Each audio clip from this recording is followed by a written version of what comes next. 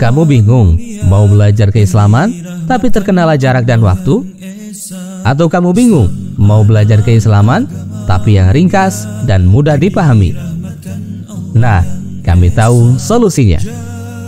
Ayo ikuti program Kuliah Studi Islam atau KSI Online bersertifikat. Program ini telah diikuti oleh 100.000 lebih peserta dari seluruh Indonesia loh.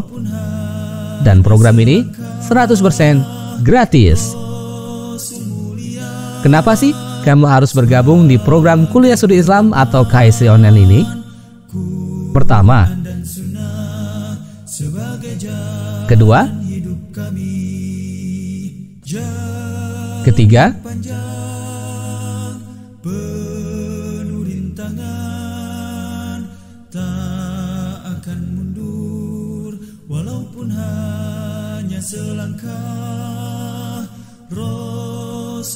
keempat,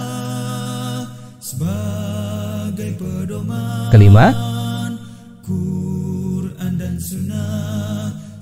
keenam,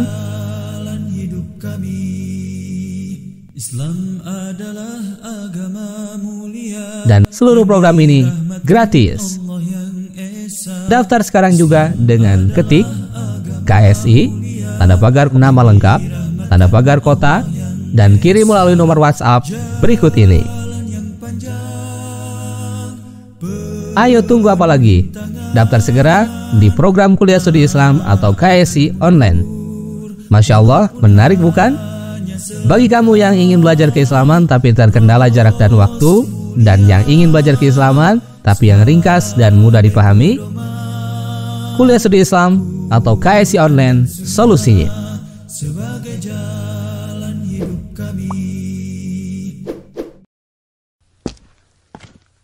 Mas. Mau daftar kuliah nggak, Mas? Enggak, Mas. Biayanya murah loh, Mas. Dan akreditasinya juga baik loh, Mas. Maaf, enggak dulu, Mas. Tapi ini kampus bersyariah loh, Mas. Dan lulusannya juga berkualitas. Di mana, Mas? Oh, di STAI Al-Hidayah.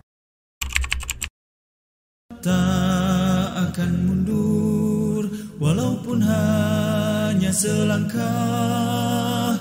Rasul mulia sebagai pedoman, Quran dan Sunnah sebagai jalan hidup kami.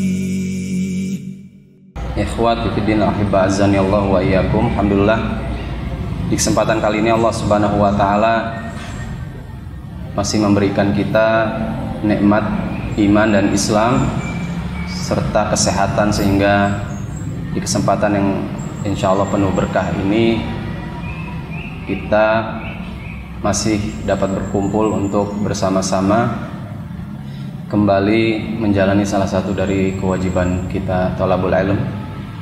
Dan insya Allah di kesempatan pagi hari ini kita akan membahas satu tema yang sangat penting untuk kita ketahui dan juga diamalkan, yaitu tentang kemungkaran dan pelanggaran terkait kuburan. Ikhwati fiddin al-ahibba azanillahu wa iyyakum, bahwa Islam sebagai agama yang sempurna telah mengatur seluruh perkara terkait dengan kehidupan manusia.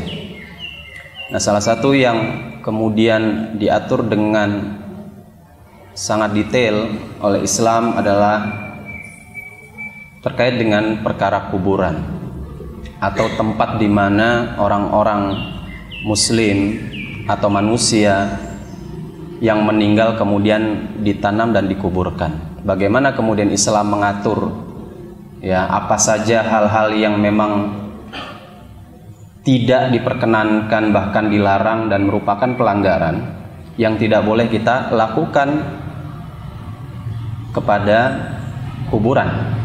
Nah, hal ini sudah banyak dibahas atau dijelaskan oleh Rasulullah SAW dari banyak hadisnya. Di kesempatan kali ini insya Allah kita akan membahasnya satu persatu di antara kemungkaran-kemungkaran dan pelanggaran terkait dengan kuburan. Yang pertama yang perlu kita hindari, ya, dan kemudian kita tinggalkan yang merupakan larangan atau pelanggaran terkait dengan kuburan, yaitu adalah mengapur kuburan atau memplester, ya, kuburan, kemudian duduk di atasnya, ya, dan juga membuat bangunan di atas kuburan. Hal ini sebagaimana yang diriwayatkan oleh Imam Muslim dari sahabat Jabir bin Abdullah radhiyallahu an. Ya, dia mengatakan, naha Rasulullah sallallahu alaihi wasallam an yujassasal qabru wa an yuq'ada alaihi wa an yubna alaihi. Rasulullah sallallahu alaihi wasallam melarang dari mengapur atau memplester kuburan, kemudian duduk di atasnya dan membuat bangunan di atasnya. Nah, mengomentari hadis ini Imam An-Nawawi rahimahullah taala, dia mengatakan bahwa di dalam hadis ini ada keterangan makruhnya memplester atau mengapur kuburan, yakni dengan melumuri dengan satu bahan tertentu, baik itu kapur ataupun semen, dan kemudian membuat bangunan di atasnya, serta haramnya duduk di atas kuburan. Nah, ini adalah, kata beliau, menurut pendapat Imam Syafi'i dan juga jumhur para ulama. Hal ini juga dijelaskan keharamannya dalam hadis yang diriwayatkan oleh Imam Muslim di redaksi yang lain. Rasulullah SAW bersabda, la tajlisu alal kuburi wa la tusallu ilaiha. Janganlah kalian duduk di atas kuburan dan jangan pula sholat menghadap kuburan. Dan di riwayat yang lain Imam Muslim juga meriwayatkan Rasulullah SAW bersabda, la an yajlisa ahadukum ala jamrah fatuhriqa thiyabahu fatakhlusa ila jildihi khairun lahu min an ayyajlisa ala qabr. Sungguh salah seorang kalian duduk di atas bara api hingga terbakar bajunya dan sampai menembus kulitnya itu lebih baik atau lebih ringan baginya daripada ia duduk di atas kuburan. Nah, kemudian ulama madhab, kata Imam An-Nawawi rahimahullahu ta'ala, yakni madhab Syafi'i, mengatakan melumuri kuburan dengan kapur itu makruh, sedangkan duduk di atasnya adalah haram.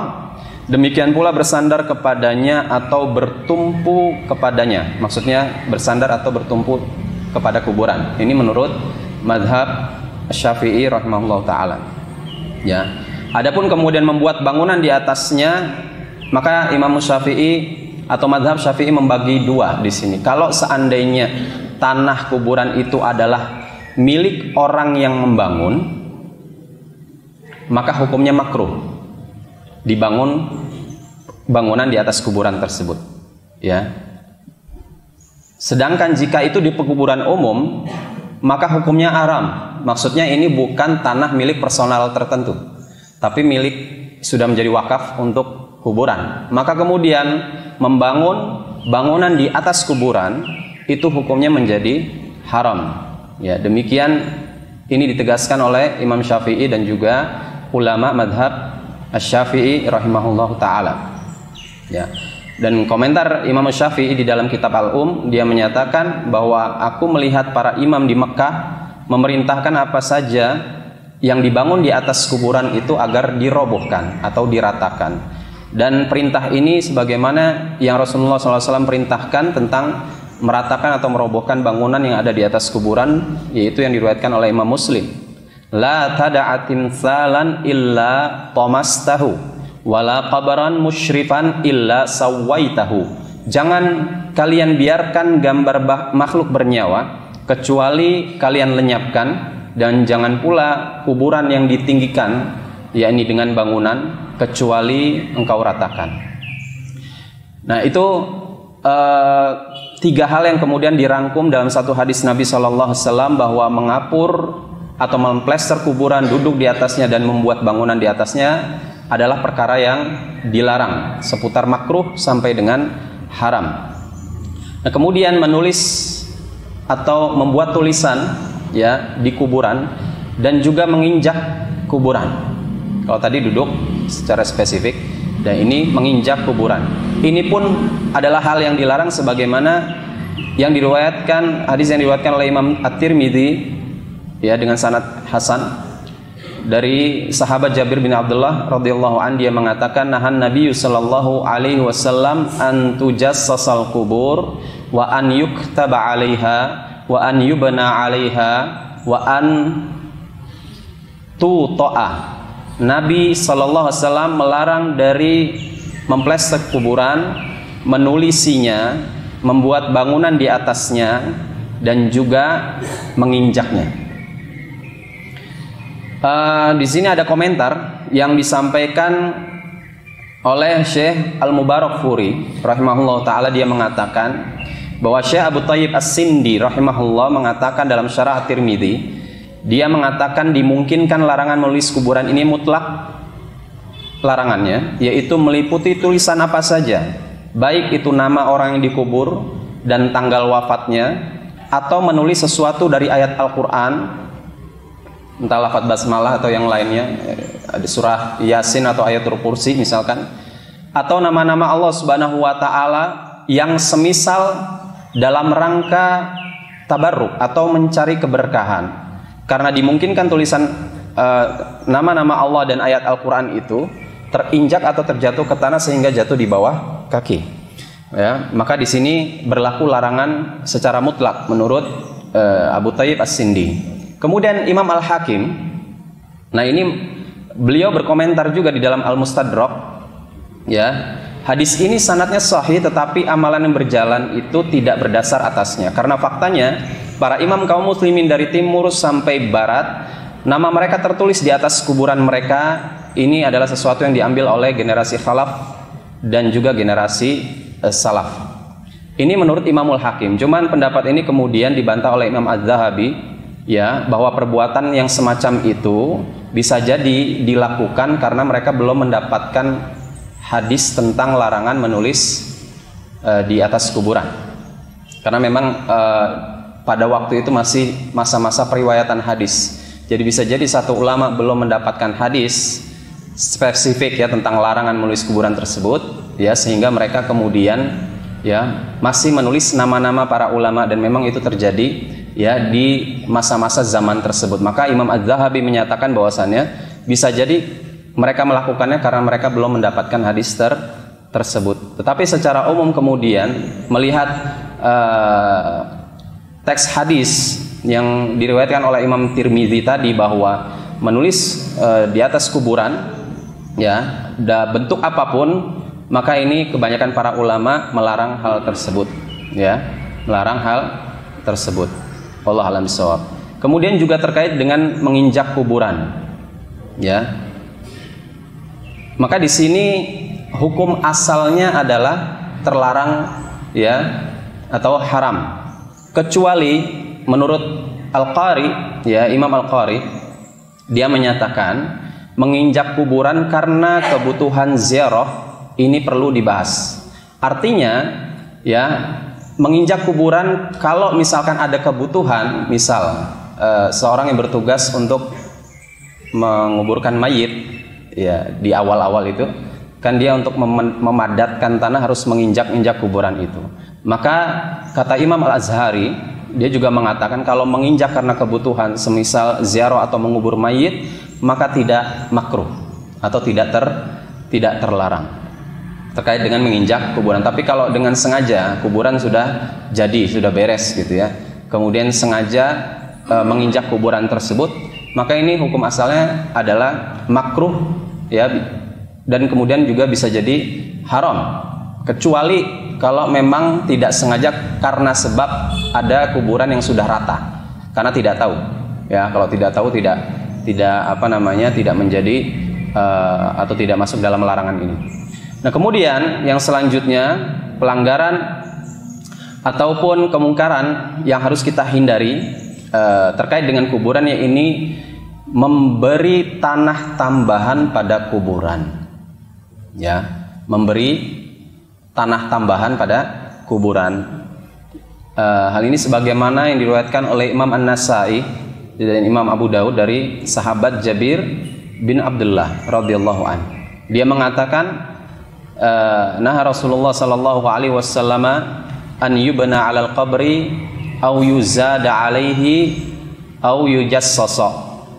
Rasulullah SAW melarang kuburan ya itu dibuat bangunan di atasnya atau diberi tanah tambahan atau diplester atau dikapur. Ya. Atau diplester atau dikapur. Nah, Syekh As-Sindi rahimahullah taala dia mengatakan mengomentari hadis ini bahwa ya yaitu dengan ditambahkan yang dimaksud dilarang adanya penambahan tanah di atas kuburan adalah dengan ditambahkan dari selain tanah galian. Ya, dari selain tanah galian kuburan mayit tersebut atau dengan ditambah panjang dan lebar yang lebih dari kebutuhan jasad mayit. Misal standar kalau di kita panjang kali lebarnya 2 kali 80. Ya. Ada yang sampai 1 meter mungkin. Ya, lebarnya ya, panjangnya 2. Nah, kalau lebih dari itu sehingga terlihat megah seperti kuburan Cina lah kita katakan. Itu kan terlalu ini ya. Nah, itu yang seperti itu tidak boleh. Karena sudah melampaui dari batas normal luas kuburan, gitu ya. Kemudian mengambil tanah selain dari tanah galian. Biasanya tanah galian itu pasti berlebih. Kenapa? Karena ada space volume itu kan buat mengisi mayit. Nah, lebihan volume itu kan biasanya memang pasti ketika diuruk semua itu akan ada kelebihan. Cukup kelebihan itu yang kemudian diperbolehkan. Yang dimaksud tambahan adalah mengambil tanah lain atau dari lokasi lain untuk menambah sehingga menjadi lebih lebar ataupun lebih tinggi. Gitu ya. Nah, ini yang dimaksud. Nah, Syekh bin Baz rahimahullah di sini juga mengomentari ya bahwa Nabi sallallahu alaihi wasallam telah melarang dari menambahi tanah kuburan. Maka tanah yang tersisa dari galian kubur mayit itulah yang ditinggikan atau dibuat gundukan.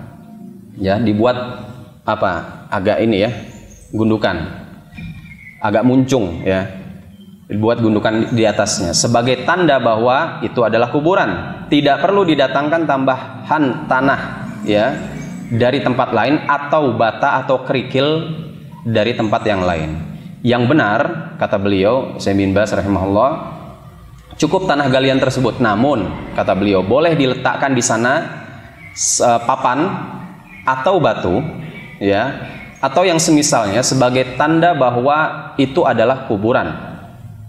Diletakkan batu sekedar sebagai tanda atau papan ya diletakkan di atas kuburan tersebut ya di kedua ujungnya, bahkan beliau menyatakan di kedua ujungnya di bagian kepala ataupun di kaki sebagai tanda.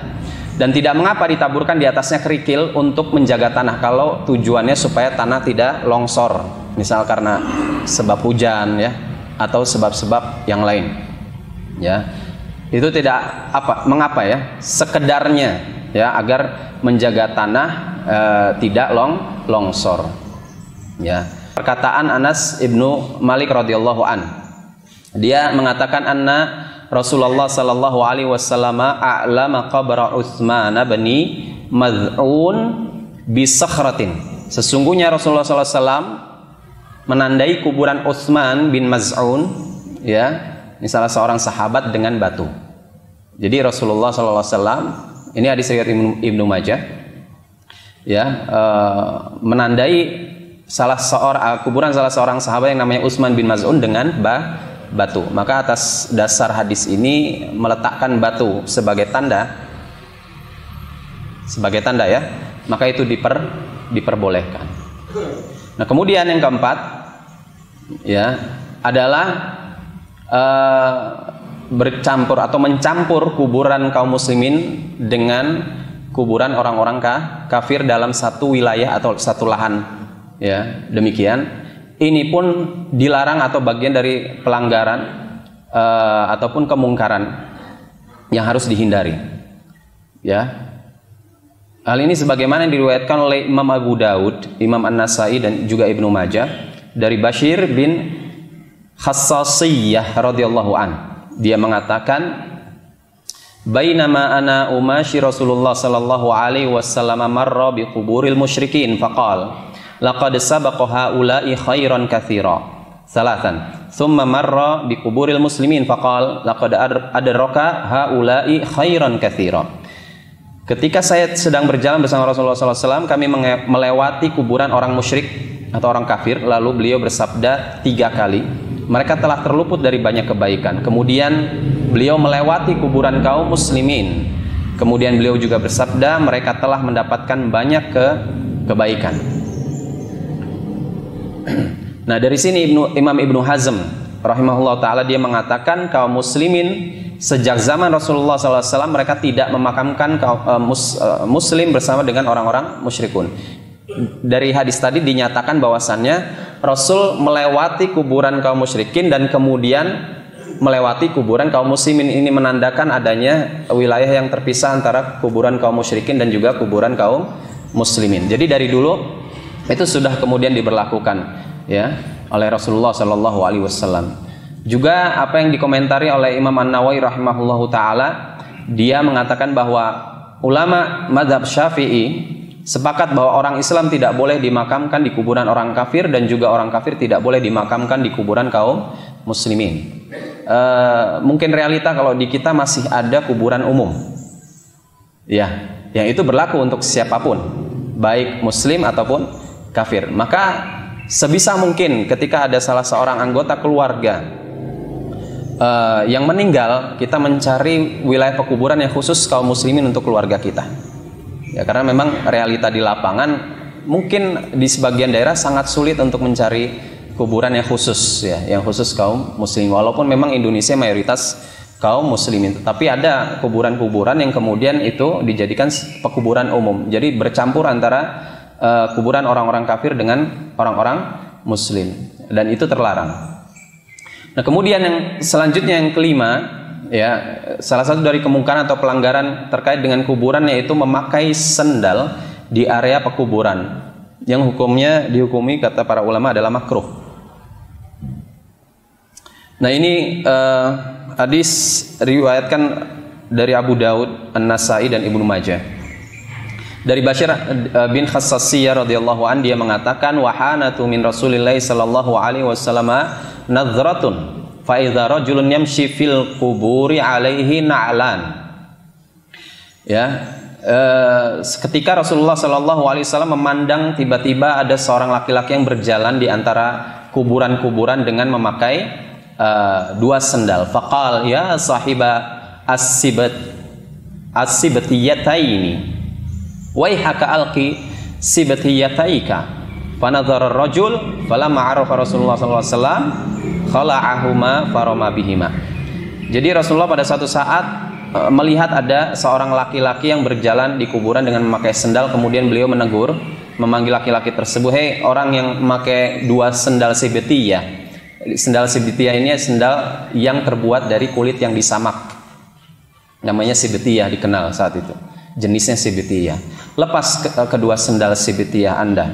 Maka kemudian laki-laki itu nengok ya, memandang beliau. Ketika dia ngeh itu yang negur itu adalah Rasul, maka ia pun kemudian melepas kedua sendalnya dan melemparkannya. Nah, Syekh Abdul Aziz bin Baz rahimahullah dia mengatakan, mengomentari hadis ini, bahwa ulama berdalil dengan dalil ini bahwa makruh berjalan di antara kubur-kubur dengan sendal kecuali jika ada kebutuhan. Semisal di kuburan itu banyak duri misalkan, ataupun beling, atau terasa panas karena terik matahari, ini biasa di padang pasir ya. Maka ketika itu tidak mengapa memakai sendal di kuburan. Adapun tanpa adanya hajat atau kebutuhan, maka hukum asalnya adalah makruh berjalan dengan di atas pekuburan itu dengan memakai sendal.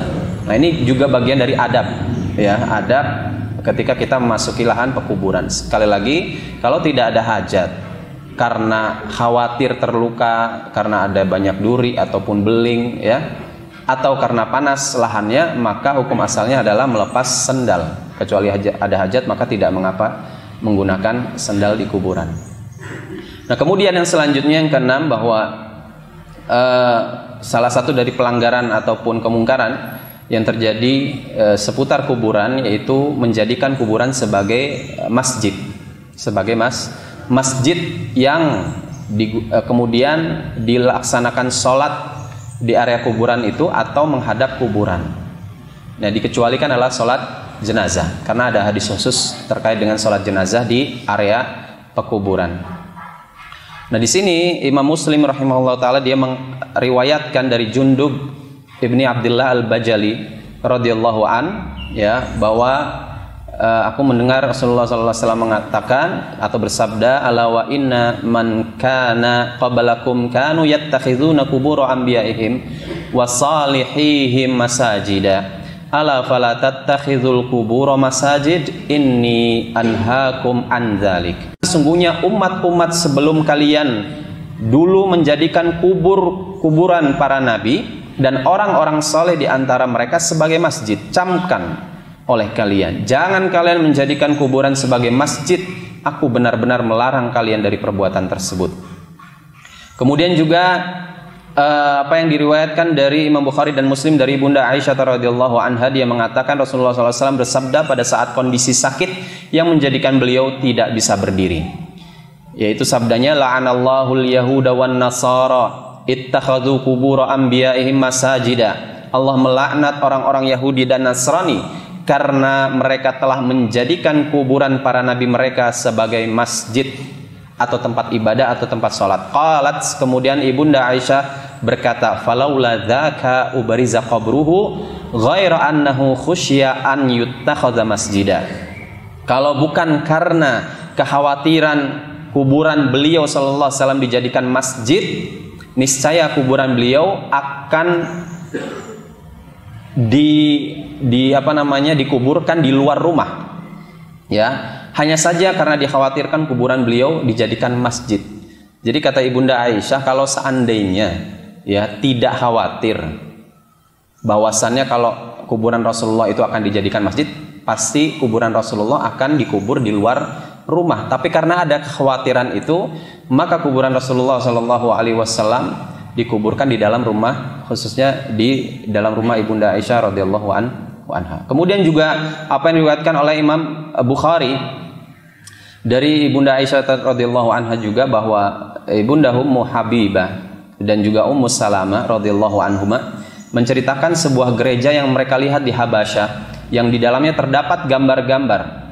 Maka kemudian mereka menceritakan itu kepada Nabi sallallahu alaihi wasallam, dan kemudian beliau sallallahu alaihi wasallam bersabda, inna ulaika idza kana fihimur rajulus salih famat banau ala qabrihi masjida wasawwaru fihi tilkas suwar faulaika syirarul khalqi indallahi yaumal qiyamah. Sesungguhnya mereka itu apabila ada orang soleh di antara mereka, yaitu Yahudi dan Nasrani, di antara mereka yang meninggal, orang soleh di antara mereka yang meninggal, maka mereka akan membangun masjid di atas kuburan tersebut. Ini sudah menjadi budaya, ya, tradisi orang-orang Yahudi dan Nasrani. Dan mereka akan memasang atau membuat gambar-gambar orang soleh itu di dalamnya. Maka mereka adalah seburuk-buruk makhluk di sisi Allah pada hari kiamat. Nah, Rasulullah SAW menyatakan perilaku mereka yang seperti itu menunjukkan ya mereka itu adalah seburuk-buruk makhluk di hari kiamat. Sehingga atas dasar hadis-hadis ini secara spesifik ya bahwa haram hukumnya untuk menjadikan kuburan itu sebagai tempat sholat, ya, sebagai tempat sholat.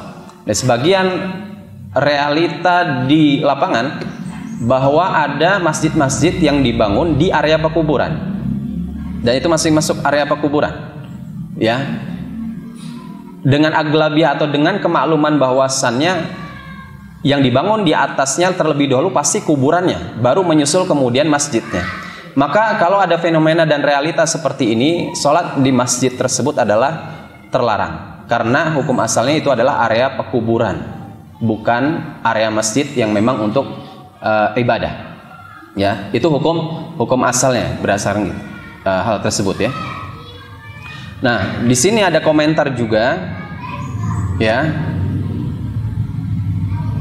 dari Imam As-Sindi rahimahullah. Dia mengatakan maksud dari sabda Nabi SAW ini, beliau melarang keras umatnya dari memperlakukan kuburan beliau khususnya seperti perlakuan orang-orang Yahudi dan Nasrani terhadap kuburan para nabi mereka yang berupa menjadikan kubur-kubur sebagai masjid.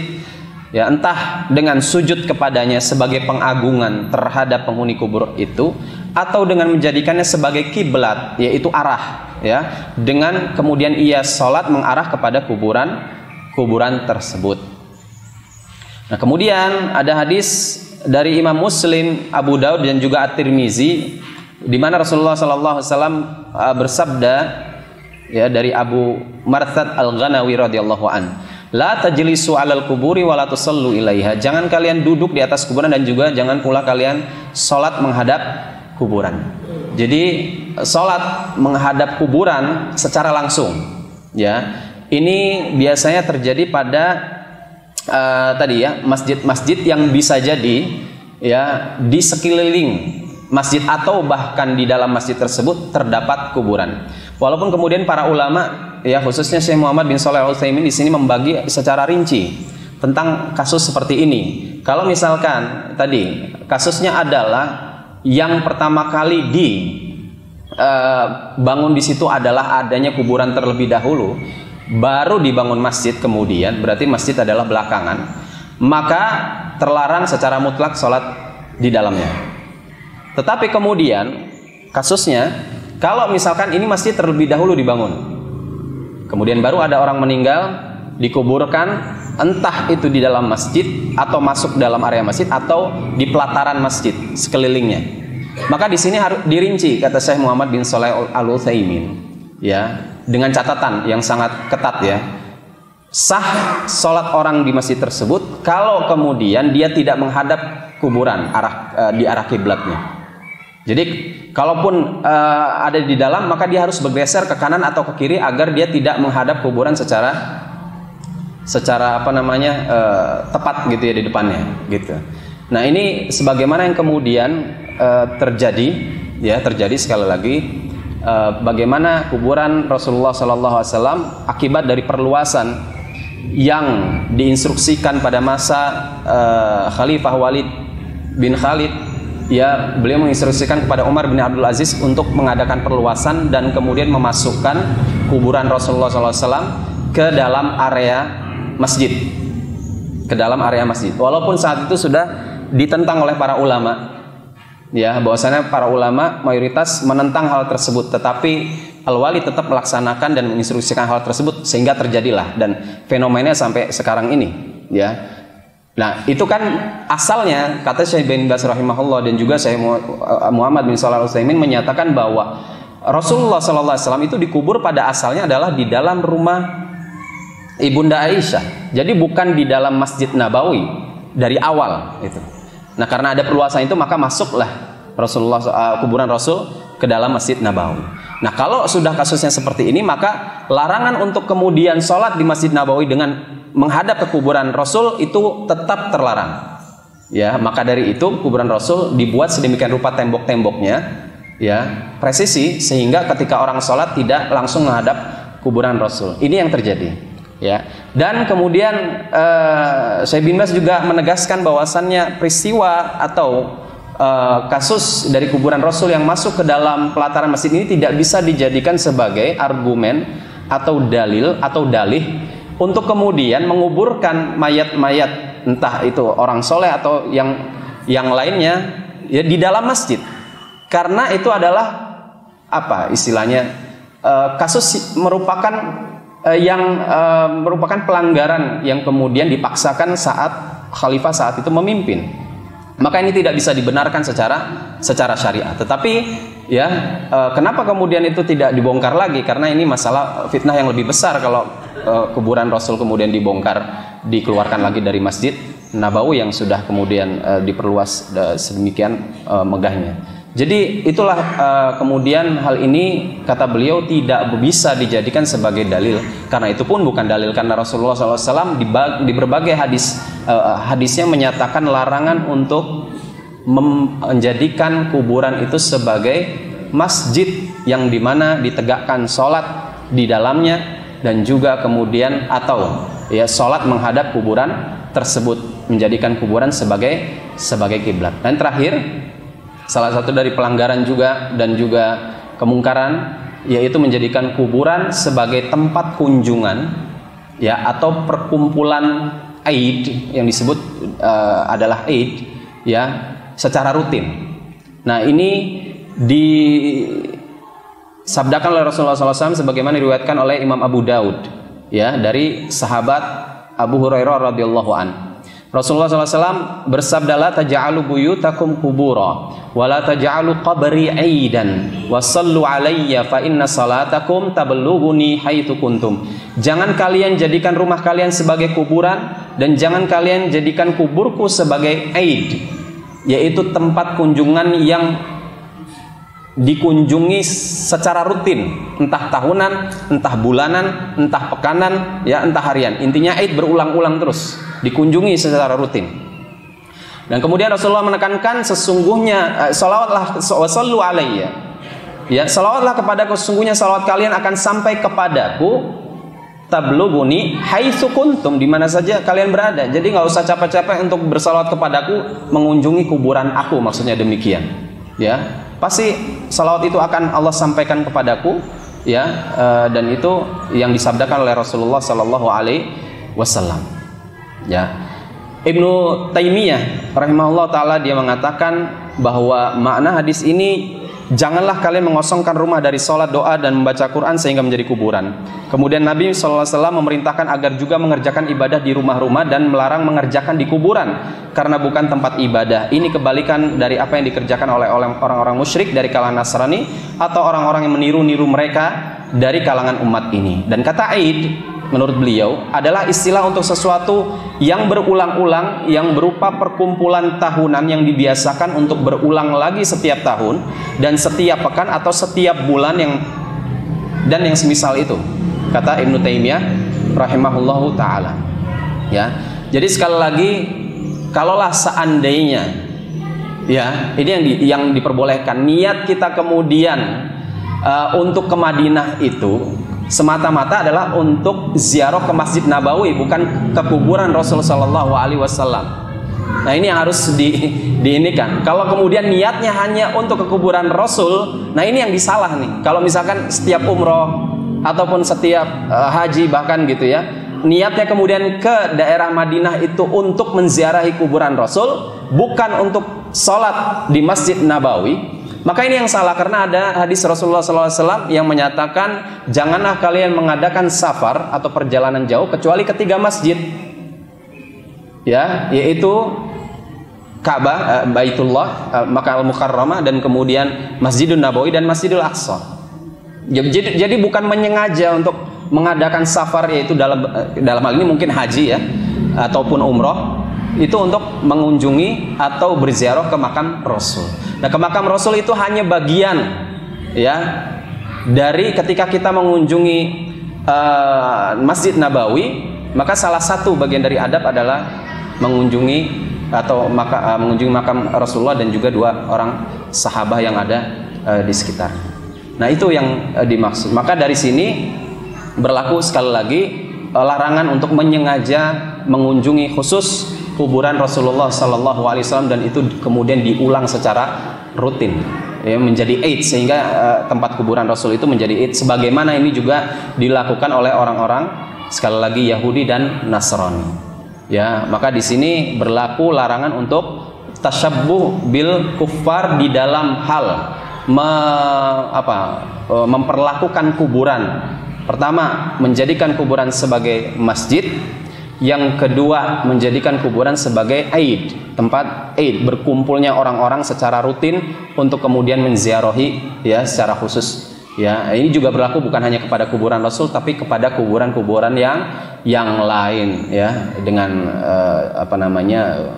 ziarah kubur ke tempat yang sangat jauh khusus untuk menziarahi satu kuburan tertentu yang dianggap orang soleh. Wallahu a'lam bishawab. Sampai di sini semoga apa yang sedikit ini bisa menambah pengetahuan dan ilmu kita, dan juga kita bisa menerapkannya, ya, terkhusus ya pada kuburan-kuburan saudara-saudara kita kaum muslimin, dan terkhusus lagi pada kuburan keluarga kita yang muslim. Wallahu a'lam bishawab. Kebenaran dari Allah, kesalahan dari pribadi. Wassallallahu ala nabiyyina Muhammadin wa ala alihi washabbihi wasallam. Subhanakallahumma wa bihamdik asyhadu an la ilaha illa anta astaghfiruka wa atubu ilaik. Wassalamualaikum warahmatullahi wabarakatuh. Tak akan mundur walaupun pun hanya selangkah. Rasul mulia sebagai pedoman, Quran dan Sunnah sebagai jalan hidup kami.